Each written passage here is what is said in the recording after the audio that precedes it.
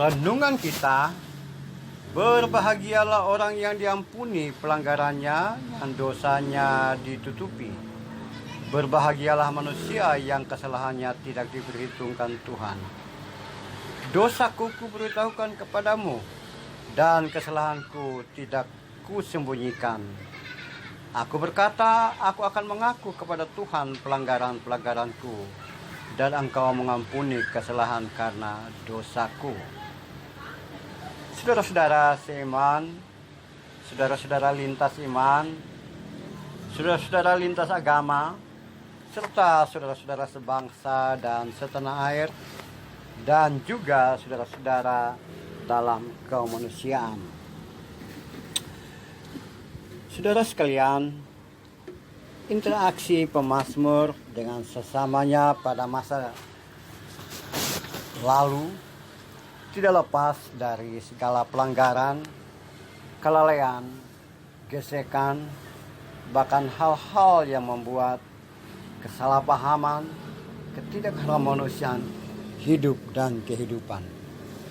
Nah, dalam keadaan seperti itu, seringkali terjadi hal-hal yang menyakitkan satu sama lain. Dalam keadaan yang demikian, sekaligus pemazmur merasakan bahwa secara sadar ataupun tidak sadar ia telah melakukan pelanggaran dan dosa di hadapan Tuhan.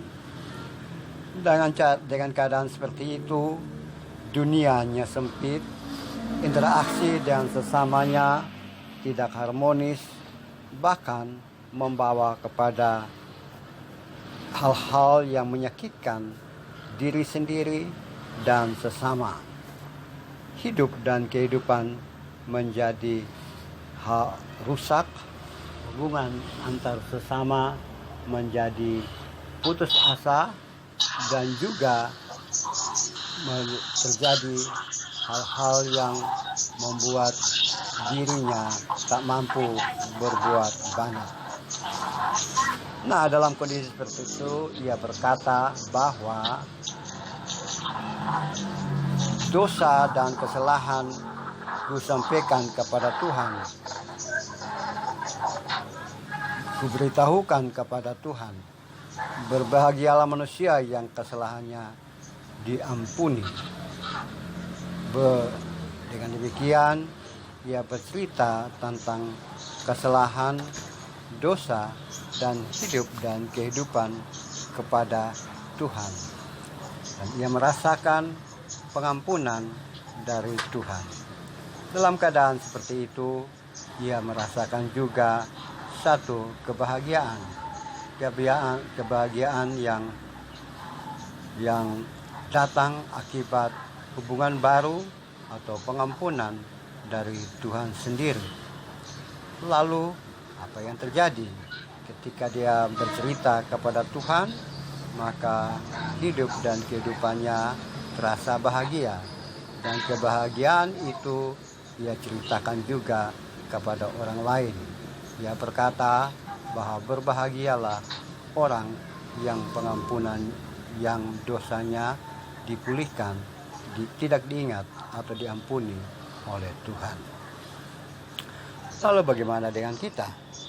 Kita tidak lepas dari pelanggaran, kita tidak lepas dari hal-hal yang menyakiti satu sama lain.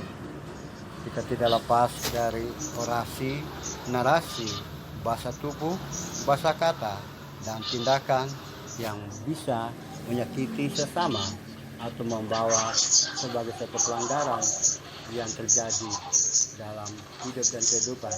Dan semuanya itu diperhitungkan sebagai dosa dan kesalahan. Lalu apa yang kita lakukan? Ya, yang kita lakukan adalah bagaimana bercerita kepada Tuhan sehingga kesalahan dan dosa tersebut diampuni oleh Tuhan.